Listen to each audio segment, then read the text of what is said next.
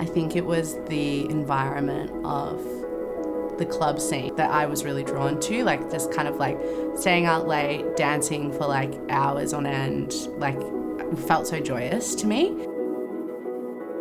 When I DJ, like I feel confident and I'm able to give people something that I know they're gonna love. I was introduced to electronic music at Rainbow Serpent when I was 17. My uncle was like a really big like techno head. So I would just like sit in his room, like play computer games, and he'd be listening to like this trancey like stuff, and like I was like, this is crazy. So my name's Claire. My name is Naomi. Hi, my name is Rita. I consider myself to be fairly genderless, so my pronouns are they, them. My pronouns are she, her. My pronouns are they or she. I live on Woiwurrung land of the Kulin Nation, also known as Yarraville, Melbourne. I DJ as Marmalady. I DJ under the name of Brown Sugar Princess. My DJ name is Crybaby. I play a lot of bass music, sexy bass music, I would say, is my music of choice. Even before I started exploring South Asian music, I found myself being drawn to like Carnatic sounds and like other sounds that were quite reminiscent of sort of South Asian music. Even like the types of drums that I would be including, I would find myself being drawn to that even without having an understanding of like where it was coming from. And then now that I feel more connected to it, I think that I've noticed how integrated it is in my music choices. Yeah, if you talk to like a lot of South Asians, heavy drums is something that we all feel like in our hearts almost. Growing up with an African mum and like a Lebanese dad, it's like two completely different cultures, two completely different spectrums. And I grew up with my mum mostly, so it was definitely more of like the African music, the Afro beats, like the Amapiano influence from when I was growing up. Like she used to play like Busta Rhymes like to my stomach, and like she felt me move in the stomach. She was like ever since you're little, like you've always been so connected to music. I would not be where I am musically without her. She's from Congo, so it's like very drummy, lots of like waist moving music, especially my sound right now. I feel like it's very drum heavy and very like Afro tech. So personal when you get to do that and you can connect like your family to your music, because it's like everything that you love so much like coming together in one. There's a DJ competition called Your Shot. I entered Your Shot and I learned how to DJ for about 6 weeks. At the end of the 6 weeks, they have a showcase and I ended up getting runner-up, which is really cool. And then from there, the like booking agents started reaching out, and so I was like, oh, they just want me to like rock up to their event, but then they actually wanted me to DJ. In 2021, I got booked for openings for Skin on Skin, and when I got booked for that, it was like my proper introduction into techno. My old housemate, she's like an amazing DJ, been on the scene for a while, and when we moved in together, we just did a lot of music sharing, and then she kind of was like, would you ever consider DJing? And I'd never really thought about it because I'm not good at technologies, but she showed me how to do it, and I actually learned on vinyl, which made it a lot easier for me to comprehend. And I have a background in music, like I was a singer for quite a while. She ran a drill party at Section 8 and she's booked me for the opening set. And then from there, I started getting booked, and then it was like, oh, am I a DJ now? I did a course with Sarah Morgan, who's from Interstellar. She runs a free DJ workshop for like femme and non-binary people every summer at M Pavilion. Me and I think like 10 other femmes learned how to DJ. My mates that run Broken Codes events, they gave me an opportunity to play in like November last year, and that was my first like proper gig done at Kindred Studios in Yarraville. I felt great. It was a really beautiful afternoon. We just played on this really sunny afternoon. It was nice and warm. All of my mates were there, which was the beauty of holding like a free event, I think, as well. Yeah, I think most of the events that I played have been very white man-centered, which is not a criticism of the events that I played, but maybe more of a criticism of the Naarm scene overall. It's definitely a male-dominated scene. There are lots of women that are killing it right now, but it's like they have to work that extra little bit to like get to where they are. Nepotism is something that is like huge. There's a lot of labels and event companies and promoters that run parties who have a monopoly on resources and funds and access within the scene, and they tend to have their kind of crews that they book a lot, and they tend to be cis and white quite a fair bit.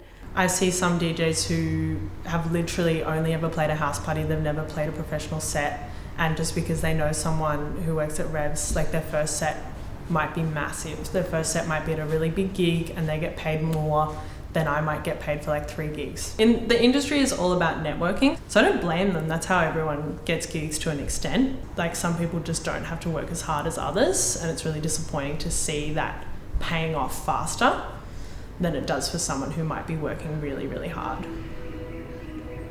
Femme people or trans people or POC have to like trudge through that period of not getting booked a lot and not getting the practice in as much and not getting enough money from DJing for it to be like a full-time thing before they can reach that level. It can cost like thousands of dollars once you do posters, promoting, booking out the space, booking the artists. And I think when you're first starting, when you're booked an opening set and it feels like you're booked to be the token person of colour or the token gender diverse person, you're getting paid fuck all, and then you're getting paid fuck all for them to kind of utilise your identity for like their own clout. Queer black people, that's the community that so much electronic music comes from. The beauty of queer culture, the beauty of BIPOC, all the varieties of culture within the BIPOC community. I feel like that's often co-opted, but like without sort of real consideration of like how to sort of include in a way that's like profitable for those communities. It can be said that like people who are trans or femme or a person of colour might not have spending money to be able to put into an event like white cis men do.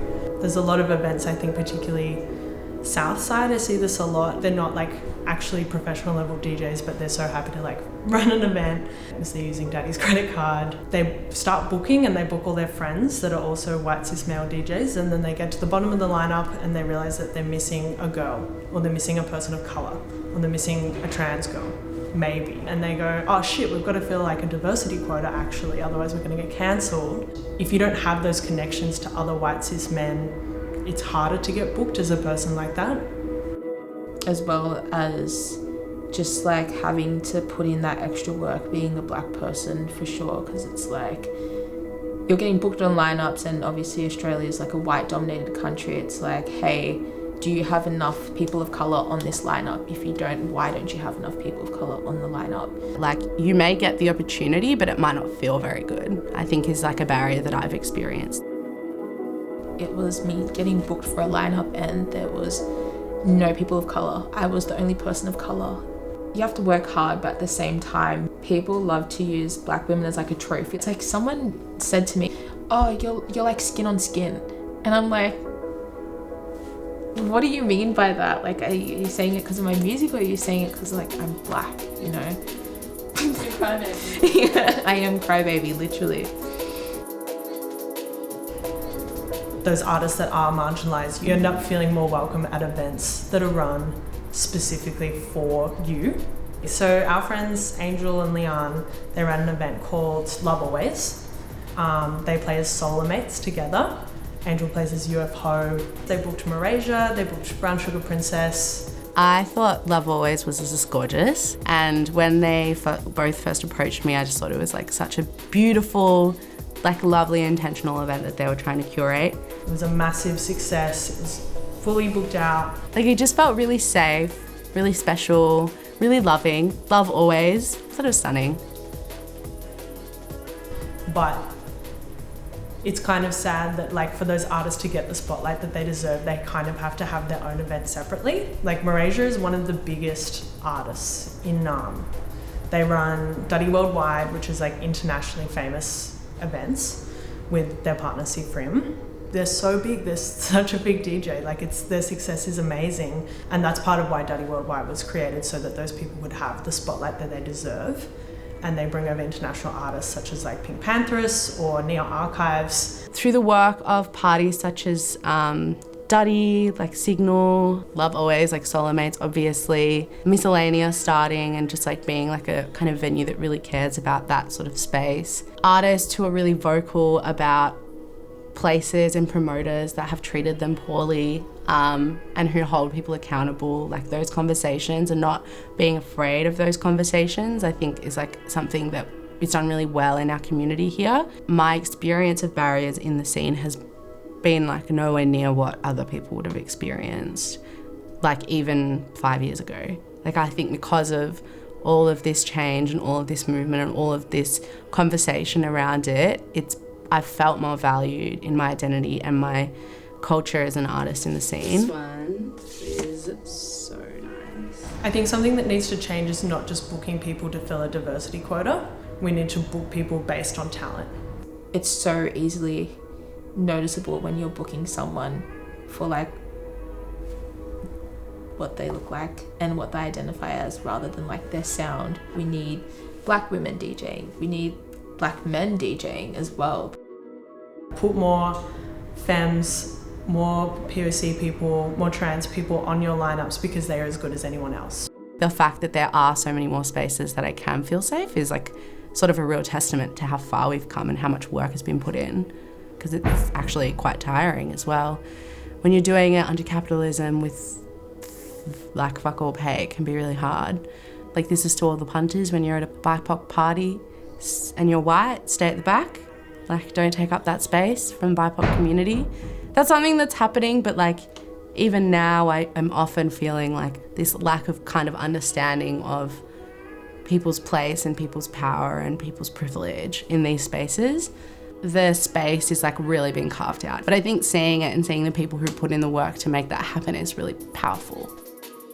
Emmeline, she's been actually holding down the bass scene. Sophie McAllister, like Ati Jadu, Seifrim, she is like a force of power in her own sense. Seeing like a femme person who plays big scale setting, those are really important people to have in the scene, because it sort of sets a marker of like who has access to these spaces and like kind of invites more femme people of colour into those spaces as well when there's already successful people doing it. Definitely during my pitch set this year, and it went from like 20 people to like hundreds of people, and I was like, whoa, like they really love what I'm playing. And that's kind of definitely a moment that I felt proud of myself, and I was like, okay, I'm actually doing the right thing in my life. Like I'm doing what I love and I'm doing what people love. It can be really hard to get your first gigs, but just go to as many gigs as you can, talk to as many people as you can. And definitely reach out to people that you know, your inspirations, even if they're big DJs. Any non-binary person, any LGBT community person, or female identifying, any black person, anyone that reaches out to me, I will respond to you and answer your questions. Everyone deserves to eat. You'll build relationships and you'll build connections within the community that will uphold you and uplift you. Some of the best artists that Naarm had to give are also marginalised people. DJing is for anyone. Anyone can do it as well as anyone else. It's just so welcoming and uniting. When you're stepping like into the industry as a female or a non-binary person, make sure you're doing that with power. Knowing that you're going to be competing against men, know that you're going to win at the end, always.